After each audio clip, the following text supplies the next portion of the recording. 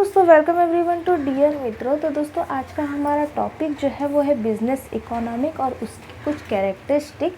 ये टॉपिक जो है FY BCom सेम 1 का है, लेकिन इसके अलावा बिजनेस इकोनॉमिक के रिलेटेड कोई भी क्वेश्चन अगर BBA वालों को या हमारे कॉमर्स जो 11th-12th कर रहे हैं उनको, NCERT वालों को भी अगर ये क्वेश्चन होगा तो उनके लिए भी ये वीडियो जो है वो हेल्पफुल है। ठीक है, तो दोस्तों, बिज़नेस इकोनॉमिक्स के बारे में अगर हम जानेंगे तो बिज़नेस इकोनॉमिक जैसे नाम से ही पता चल रहा है, दो वर्ड से बिज़नेस इकोनॉमिक बना है। ठीक है, एक हमारा रहता है बिज़नेस जिससे हम पैसे कमा रहे हैं, अर्न कर रहे हैं या इंक्रीज़ कर रहे हैं, उसको हम लोग बोलते हैं बिज़नेस। और दूसरा हमारा रहता है इकोनॉमिक्स, तो उस बिज़नेस में किस तरीके के स्ट्रेटेजिक डिसीजन लेना है तो उसको हम लोग बोलते हैं इकोनॉमिक। ठीक है, तो दोस्तों, बिज़नेस इकोनॉमिक ना एग्जैक्ट बिजनेस है ना एग्जैक्ट इकोनॉमिक है, ये दोनों के बॉर्डर के बीच में।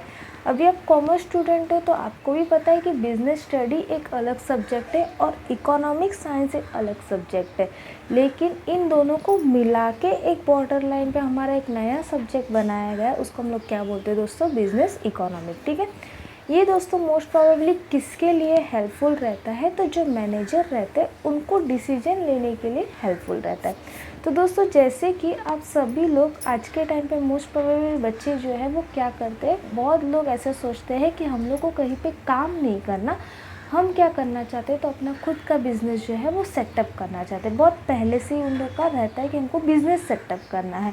तो क्या बिज़नेस ऐसे ही सेटअप हो जाएगा? नहीं, वहाँ पे हम लोग को बहुत सारे डिसीजंस लेने की ज़रूरत रहती है। कुछ डिसीजन जो है वो हम लोग अपने आप से लेते हैं, कुछ डिसीजन जो है हम किसी की सुनी सुनाई बातों से लेते हैं, कोई एक्सपीरियंस पर्सन रहता है उससे लेते हैं, है ना।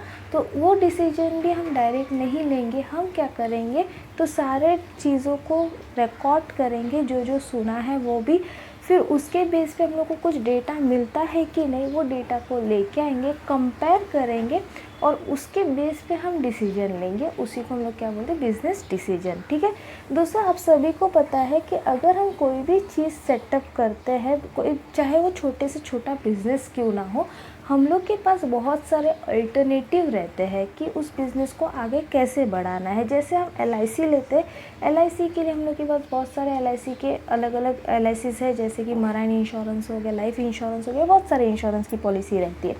लेकिन हम क्या करते हैं, तो हम लोग को जो ज़रूरत रहती है हम उसी को लेते हैं, है ना।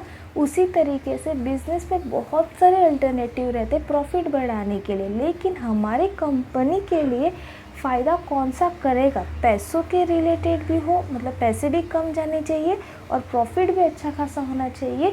ये दोनों चीज़ें देखने के बाद हम लोग उसका डिसीजन लेते हैं। ठीक है, उस अल्टरनेटिव में से, यानी समझो 100 अल्टरनेटिव है तो 100 अल्टरनेटिव में से हम लोग को कोई एक या दो अल्टरनेटिव ही सिलेक्ट करने हैं जो हम लोग की कंपनी के लिए प्रॉफिटेबल हो। तो वो एक दो अल्टरनेटिव भी हम ऐसे नहीं सिलेक्ट कर सकते, क्योंकि वो डिसीजन बहुत इम्पॉर्टेंट रहता है। अगर हमने पैसे डाले और नुकसान हो गया तो अच्छा खासा नुकसान होगा। इसकी वजह से वो डिसीजन जो है बहुत सोच समझ के लेना पड़ता है, और ये डिसीजन लेने का काम कौन करता है दोस्तों, मैनेजर। ठीक है, इसी के लिए इसका नाम जो है, इनका नाम हम लोगों ने क्या दिया, मैनेजर। मैनेजर क्या करता है, तो सारी चीज़ों को मैनेज करता है। वो सब चीज़ें जो है, सब डिसीजन जो है ऐवे ही नहीं लेता, जैसे हम कोई भी डिसीजन अपने मन मर्जी से लेते वैसा वो नहीं चलता।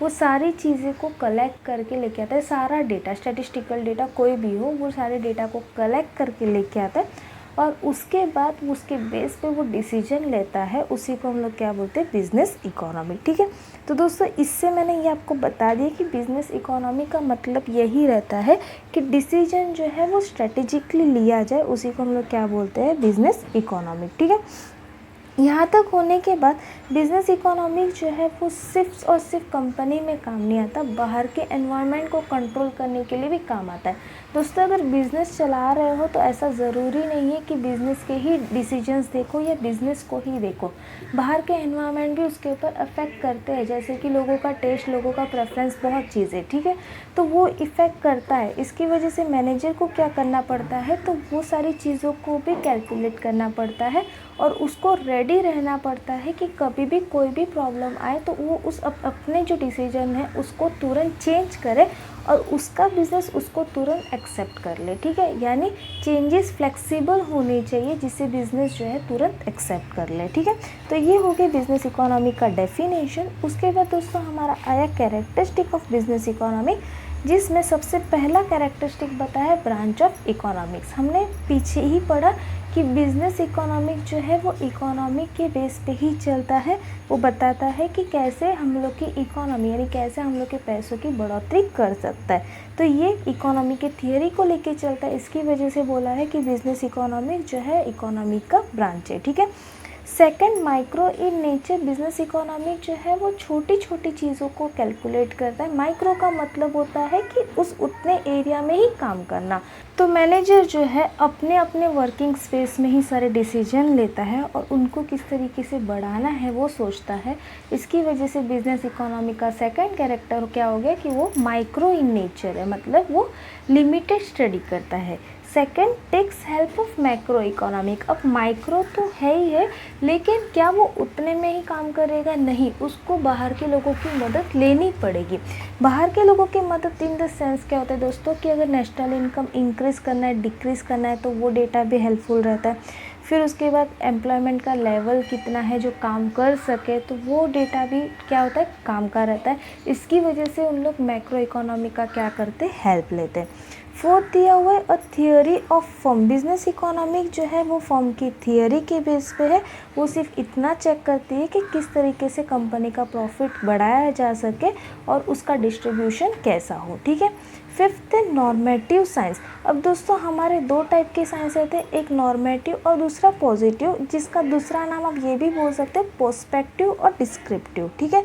तो हमारा बिजनेस इकोनॉमिक जो है वो क्या रहता है, वो डील करता है कि कोई काम किस तरीके से करना है और कैसे करना है, वो हम लोग को बताता है। यानी एक मैप का काम करता है। हमको ये तो पता है कि हम लोग को इतना इतना प्रॉफिट कमाना है या हम लोग को इतना हैंडसम पैसा जो है अपने हाथ में लेके आना है साल भर के अंदर, लेकिन वो कैसे लेके आएंगे, इसकी मदद कौन करेगा, हमारा बिजनेस इकोनॉमिक। यानी वो हम लोग को एक मैप खुद बना के देगा सारे डेटा से, जिसके बेस पे हम लोग उस मैप पे चल सकते हैं और प्रॉफिट जो है वो कमा सकते हैं, ठीक है।